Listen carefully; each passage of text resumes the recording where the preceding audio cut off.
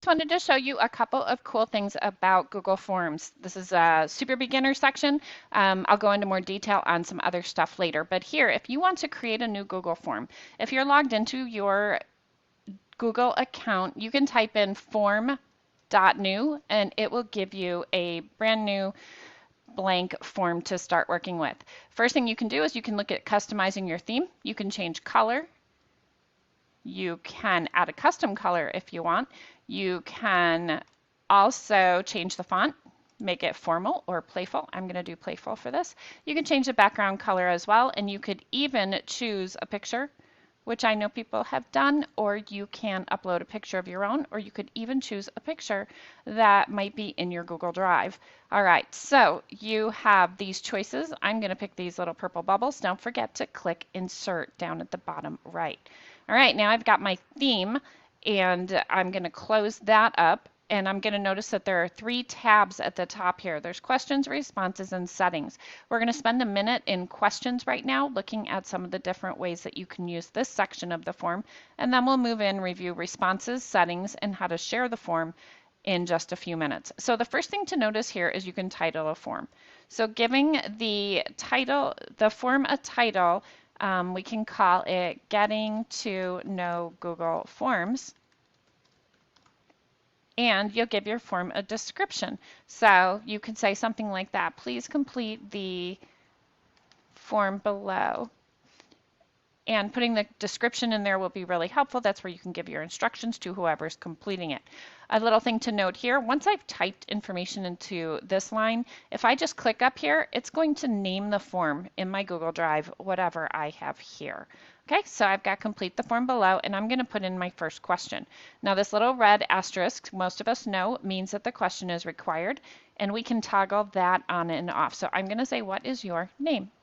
And then you can see that automatically it changed to a short answer question because Google's intuitive nature lets it know, whatever, that this is likely a question that's going to be answered with short answer text. If I decided I wanted to be something different, I wanted to, for example, have it be a paragraph so that they could type in tons of responses or a lot of information, I could change it to paragraph, but I'm going to leave it as short answer. I could also check this out if I wanted to. I could click on and include a picture. I could upload one. I could look in Google image search, and maybe I'm going to say name and see what comes up. Nothing really jiving, but I'm going to choose hello, my name is. I'm going to insert, and then you're going to see that question with the image right here. So that image isn't my favorite for this, so I'm going to take it out, but it's kind of cute that it's there. I can make this question required, or I could make it non-required by toggling this on and off. And then we will talk another time about description and response validation, but know that that's there. You could also click to duplicate the question if you're creating another text question.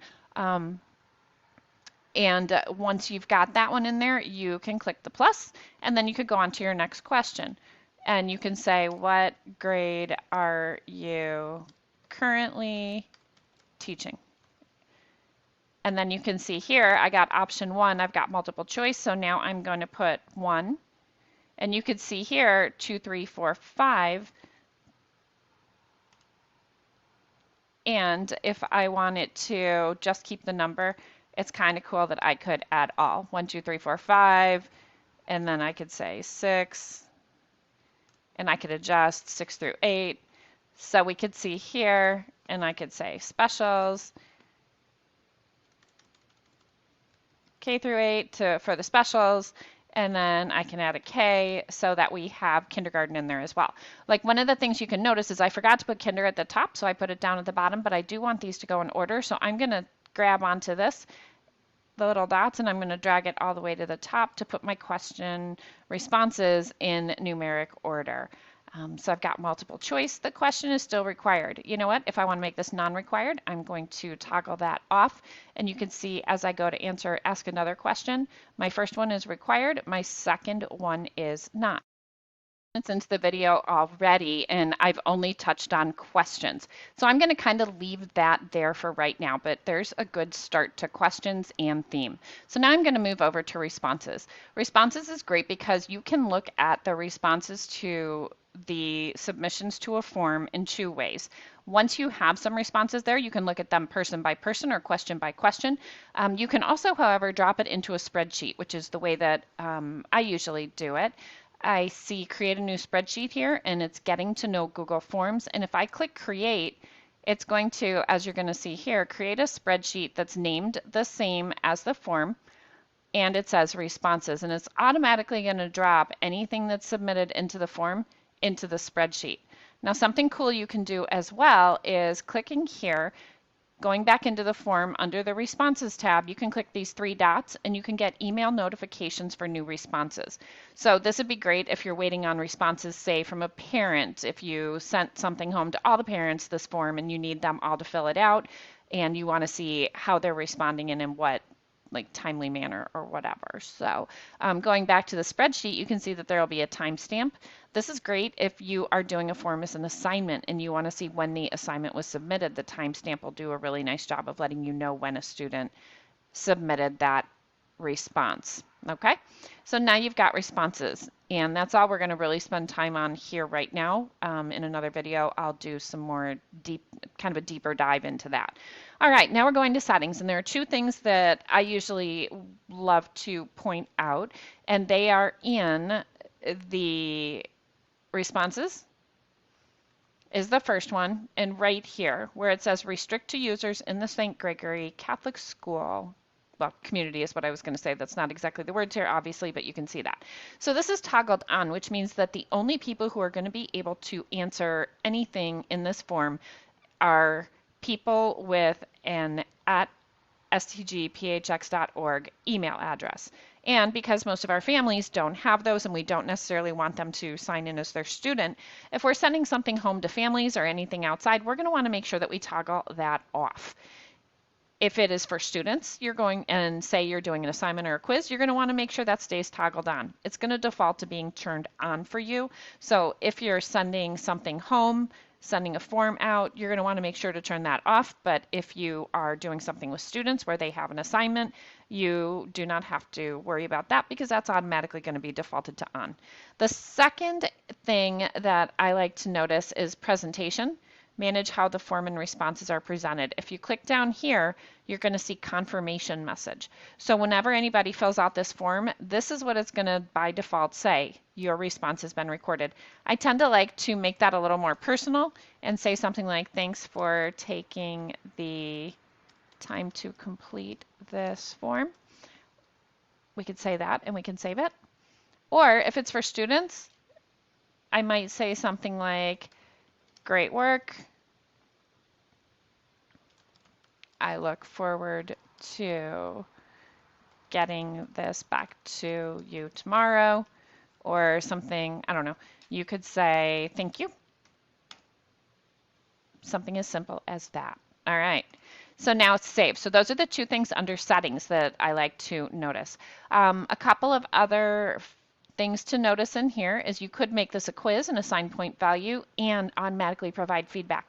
Look for that in a different video because that's really cool, how to use Google Forms to give immediate feedback to students as they're answering questions.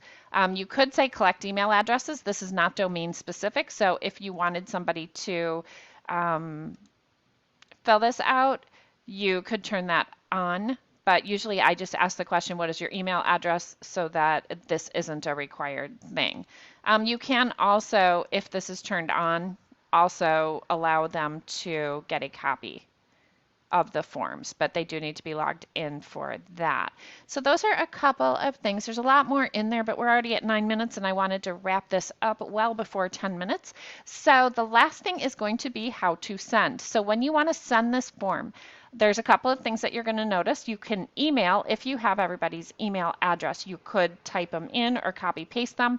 But what I usually like to do is get the link, copy the link by clicking on copy here, and then put that link into either Google Classroom if it's an assignment, put it into an email in RenWeb if it's for family, or put it in an email in my Gmail if that's what is the preferred method for sending it.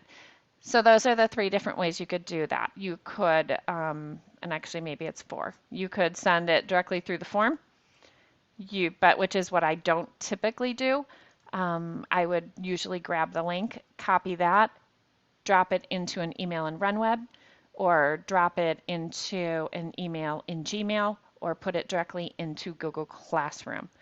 Anyway, this took 10 minutes and 30 seconds by the time we're done. So I hope that you got at least one or two new good things to do with Google Forms, and send me a text or email me or give me a call if you have any questions or if you want some more support on getting to know and use Google Forms.